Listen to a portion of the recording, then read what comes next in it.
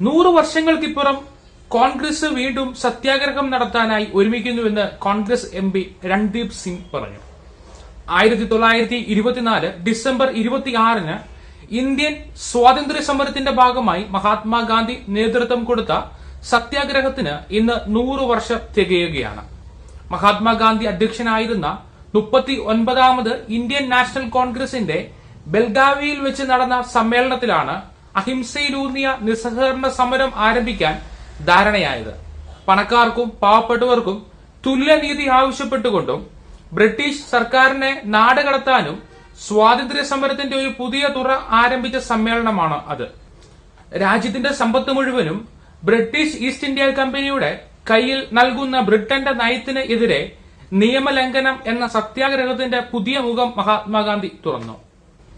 British കോളനിവൽക്കരണം കൊണ്ട് രൂപം കൊണ്ട സാമ്പത്തിക അതുല്യതയ്ക്കെതിരെയുള്ള വെല്ലുവിളിയായിരുന്നു മഹാത്മാഗാന്ധിയുടെ സത്യാഗ്രഹവും നിയമലംഘനവും. 100 വർഷങ്ങൾക്ക് ശേഷം മല്ലികാർജുൻ ഖാർഗെയും രാഹുൽ ഗാന്ധിയും ചേർന്ന് പുതിയ ഒരു സത്യാഗ്രഹം ആരംഭിക്കുവാൻ പോകുകയാണ്.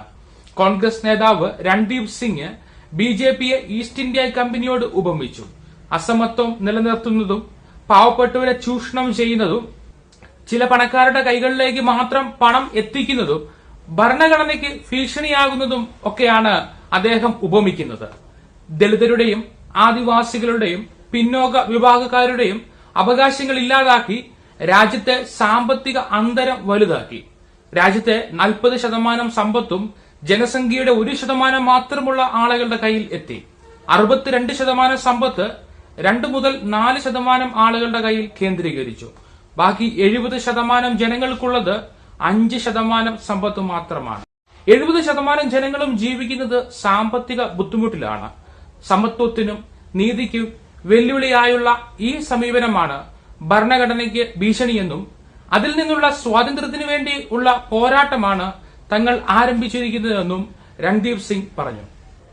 1924 കർണാടകയിലെ ബെൽഗാവുമിൽ വെച്ച് നടന്ന INC സമ്മേളനത്തിലാണ് ഖാദി വസ്ത്രങ്ങൾ ഉപയോഗിക്കുവാൻ മഹാത്മാഗാന്ധി ആഹ്വാനം ചെയ്തത്.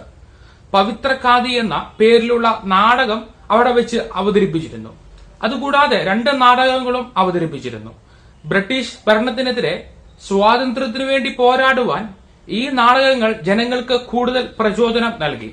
ഇന്ത്യയിൽ നിർമ്മിക്കുന്ന ഉൽപ്പന്നങ്ങൾ ഉപയോഗിക്കണമെന്നും ബ്രിട്ടീഷ് ആധിപത്യത്തിനെതിരെ നിസ്സഹകരണം കൊണ്ടും നിയമലംഘനം കൊണ്ടും പോരാടണമെന്നുമുള്ള മഹാത്മാഗാന്ധിയുടെ വചനം ഇന്ത്യ ഏറ്റെടുത്തതിന്റെ 100ാം വാർഷികമാണ് ഇന്ന്.